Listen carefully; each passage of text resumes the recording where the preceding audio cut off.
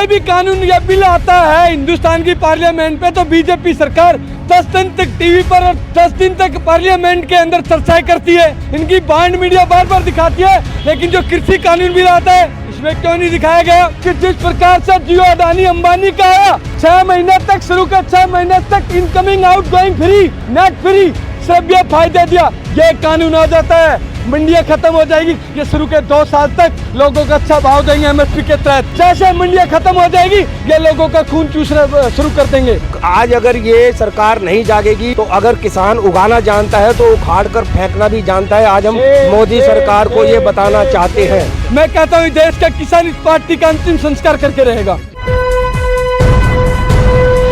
Live TV, सच सबसे आगे। नमस्कार, आप देख रहे हैं द लाइव टीवी और मैं आपके साथ जुनैद अंसारी। और आज जो है कांग्रेस पार्टी ने बीजेपी के जो ऑफिस है उसको प्रदर्शन उसको घेराव किया है और साफ तौर पे जो कृषि कानून है उसको लेकर जो है हर जगह विरोध चल रहा है। कई राजनीतिक पार्टियां भी इसका विरोध कर रही हैं और आज जो है काले कानून को लेकर कांग्रेस ने बीजेपी का जो राष्ट्रीय कार्यालय है दिल्ली के अंदर उसको घेराव किया। क्या कहेंगे? देखो, जो एक कृषि कानून बिल आया है इसकी कोई जरूरत नहीं थी।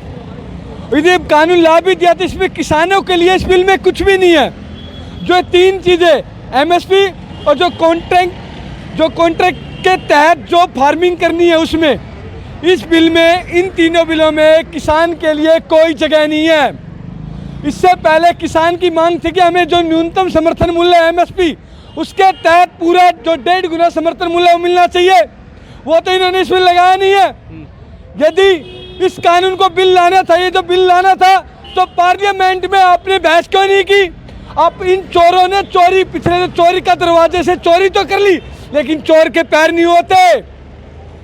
कोई भी कानून या बिल आता है हिंदुस्तान की पार्लियामेंट पे तो बीजेपी सरकार 10 दिन तक टीवी पर और 10 दिन तक पार्लियामेंट के अंदर चर्चाएं करती है। इनकी बाइंड मीडिया बार बार दिखाती है, लेकिन जो कृषि कानून बिल आता है इसमें क्यों नहीं दिखाया गया? नहीं चलेगी, नहीं चलेगी। नरेंद्र मोदी हाय हाय, हाय हाय हाय, नरेंद्र मोदी हाय हाय। जी, ऐसा रूप क्यों बनाया आपने? सर, ये रूप नहीं है। ये जो केंद्र सरकार ने जो किसानों के ऊपर बंदी डालने की कोशिश करी है उसी को तोड़ने के लिए हम आए हैं कि किसानों को ऐसे बंदिशों में मत बांधो। जो आपने काले कानून लाए उसको हटाओ और किसानों को आज़ाद करो। अच्छा, अभी आप लोग कहाँ गए थे? अभी हम ये बीजेपी मुख्यालय पर प्रदर्शन करने गए थे। हम उनके केंद्रीय मंत्री को बताने गए थे कि आप ये काला कानून वापस लो और इस जो आपने आज किसानों को, अन्नदाताओं को आपने ठंड के अंदर लगा रखा उसको बंद करो। इसको दिखाने के लिए हम यहाँ पर आए हैं। जो तीसरा कानून आता जमाखोरी का, जो जब से कानून बना 3 महीने 4 महीने पहले कानून बना है, तब आप देख लो आलू और प्याज के क्या दाम हो गए हैं। दाम क्यों बढ़े? क्योंकि ने जो जमाखोरी जो आवश्यक चीजें होती थी उसको जमाखोरी कानून से हटा दिया। उससे पहले सरकार इनके ऊपर रेड कर सकती थी और इनको जेल जाने का प्रावधान था।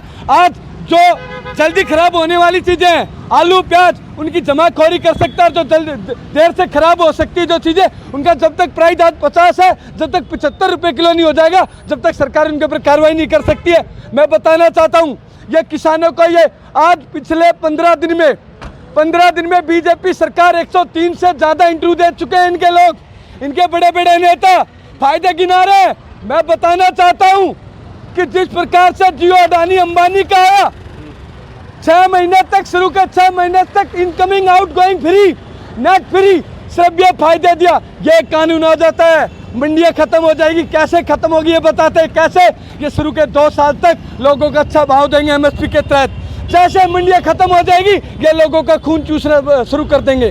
और कॉन्ट्रैक्ट फार्मिंग के तहत हिंदुस्तान के किसान की आने वाली पीढ़ियां, उनके बच्चे सड़क पर आ जाएंगे। उनके बच्चे भूखे मरेंगे और मजदूरी करते फिरेंगे ना टाटा अंबानी अडानी की। लगातार प्रदर्शन चल रहे, लेकिन सरकार वापस नहीं ले रही। बिल्कुल लेगी।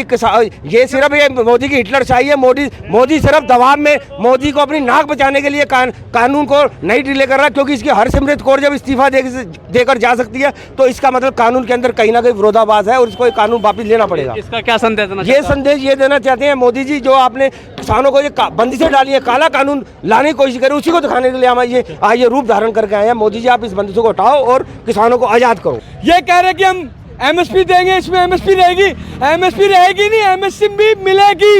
ये होना चाहिए। आज एमएसपी के तहत हिंदुस्तान के किसान सिर्फ 6% किसानों को फायदा मिलता है। सिर्फ 80,000 करोड़ रुपया सब्सिडी के रूप में देती है सरकार, लेकिन जो 2 रुपये किलो गेहूँ, 3 रुपये किलो चावल जो 23 करोड़ लोगों को दिया जाता है, 23 करोड़ लोगों को वे वापिस जो पैसा देते हैं 56,000 करोड़ तो वे ले देते हैं। सिर्फ सरकार जो सब्सिडी देती है 24,000 करोड़। खुद स्वयं गृह मंत्री जी ने कहा है यदि एमएसपी ढंग से लागू हो गई तो सरकार के ऊपर 15 लाख करोड़ का बोझ पड़ेगा। और ये जो किसानों के लिए कहते हैं, हमने किसानों के लिए 2016 में जो बीमा योजना लेके आए उसके तहत किसानों से एक साल में जो बीमा कंपनी और सरकार ने 24,000 करोड़ रुपए आए, लेकिन किसान के पास जो फसल खराबी उसका मात्र 12,000 करोड़ रुपए जाता है। क्यों? ये फसल बीमा योजना में भी एक साल में जो सरकार है और जो बीमा कंपनी योजना है 12,000 करोड़ रुपए कमा रही है, किसान हर जगह मारा जा रहा है। आप देख सकते हैं कि जो यह पूरे जो है काले के जंजीर है और ये जो हाथ में जो पेड़ पौधे ले रखे हैं, साफ तौर पे इनका संदेश देना चाहते हैं कि जो भी काला कानून है इसे सरकार को वापस लेना पड़ेगा, क्योंकि ये जो कानून है ये जंजीरें हैं और जंजीरों से किसान को जकड़ दिया है। और क्या कहेंगे सरकार को? बिल्कुल, आज अगर ये सरकार नहीं जागेगी तो अगर किसान उगाना जानता है तो उखाड़ कर फेंकना भी जानता है। आज हम मोदी सरकार को ये बताना चाहते हैं।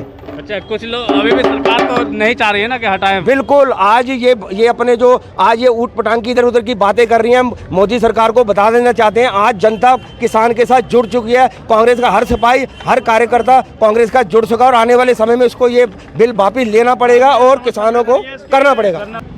जगह जगह अंबानी के गोडाउन की बात कर लो या अडानी का गोडाउन, बिल आने से पहले गोडाउन तैयार हो जाते हैं। उनको क्या सपना आ गया था? यह मुमकिन कैसे हुआ? हिंदुस्तान के अंदर एफसीआई के 5,000 से 6,000 गोदाम है। एक कितना बड़ा गोदाम बन रहा है अडानी अंबानी उद्योगपतियों का, जिसके अंदर 5,000 से गोदाम समा जाएंगे।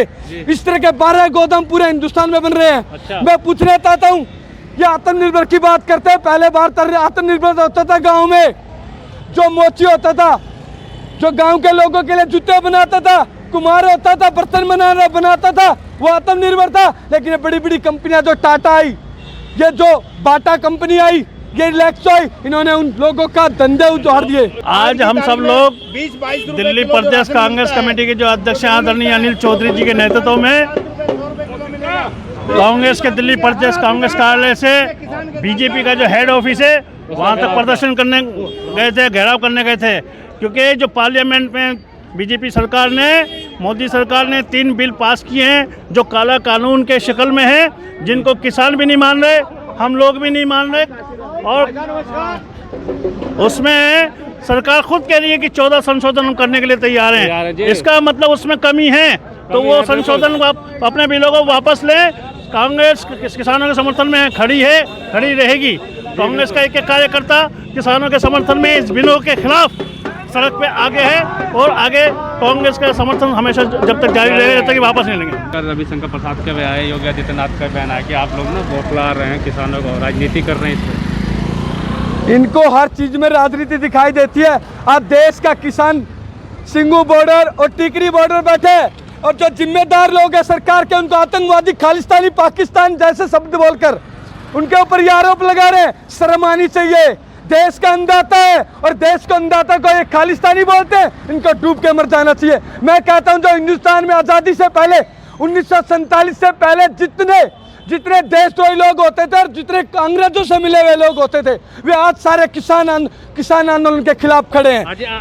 जो हिंदू पंजाब और हरियाणा के किसान जागरूक किसान है और असली जागरूकता ही असली देशभक्ति होती है। अभी आप सब लोग गए बीजेपी दफ्तर में घेराव किया, तो क्या वहाँ पे कोई मिला आपको? आज हजारों की संख्या में कांग्रेस के कार्यकर्ता श्री अनिल चौधरी जी के नेतृत्व में वहाँ पे बैरिकेडिंग लगी हुई थी, उससे आगे बैरिकेडिंग लगी हुई थी और सैकड़ों की संख्या में पुलिस वाले खड़े थे और वहाँ पे अपने अपने ज्ञापन देकर और बीजेपी का जो कार्यालय नेशनल जो 7 स्टार होटल बनाया है इन्होंने, कांग्रेस का 70 सालों में कार्यालय जाके देख लो और इनका 6 साल का कार्यालय 7 स्टार होटल, उसका हमने घेराव किया और हम वापिस आ गए।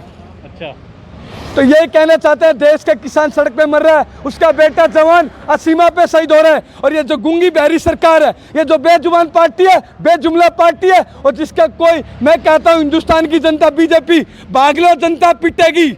एक दिन बीजेपी की फुल फोरम में बांग्ला जनता पीटेगी, ये बीजेपी के साथ होने वाला है। मैं कहता हूँ देश का किसान इस पार्टी का अंतिम संस्कार करके रहेगा। क्या कर मैं पवन बेनीवाल, महासचिव जिला यूथ कांग्रेस। मैं ये कहना चाहता हूँ किसान देश की रीढ़ की हड्डी है और हम किसानों पे ही जुल्म करेंगे तो उसमें क्या होगा? कुछ नहीं होगा। जो किसान है वो अपने बेटे को फौज में मरता है और किसान खेत में मरता है। तो मतलब ये बीजेपी के नेता हैं, ये जो 1 गुना होते हैं ये 10 गुना बढ़ जाते हैं। जी, ये अभी भी लगातार आरोप लग रहे हैं कि आप लोग जो है किसानों को बौखला रहे हैं। देखिए, कांग्रेस हर उस आदमी के साथ खड़ी है जिसके साथ जुल्म हो रहा है। देखिए, जिस तरीके से इन्होंने एक ऐसा काला कानून लाए, मैं आपसे पूछता हूँ कि अगर आपने अपने घर का कमरा किराए पे दे दिया, उसके लिए आपके पास अधिकार है। कोई डिस्प्यूट होता है आपके किराएदार से तो अदालत के दरवाजे खुले हुए हैं। यहाँ पूरा का पूरा खेत जो उसकी आमदनी है, जो उसकी रोज़ी का ज़रिया है, वो अगर कोई डिस्प्यूट होता है कॉन्ट्रैक्टर से, वो अदालत नहीं जा सकता। ये किस लिए कहा गया है बताइए? इसमें तो तैयार हो गए ना कि अदालत जा सकते हैं। नहीं, एक बात बताइए, ये जैसे भाई ने हमारे पहले बताया कि इनके 1 साल पहले ही गोदाम जब तैयार हो जाते हैं, किस लिए हो जाते हैं? नोटबंदी से पहले पूरी तैयारियां थी, पेटीएम कंपनी बन के तैयार खड़ी हुई थी। और मैं आपसे कहना चाहता हूँ, डिजिटल इंडिया की बात ये करते हैं, जहाँ इन्हें MTNL और BSNL को आगे करना चाहिए था, वहाँ ये जियो की एडवर्टाइजिंग कर रहे थे। क्या ये किसी कंपनी के एडवर्टाइज़र हैं या पूरे इंडिया के प्राइम मिनिस्टर हैं? जी बिल्कुल। लाइव टीवी, सच सबसे आगे।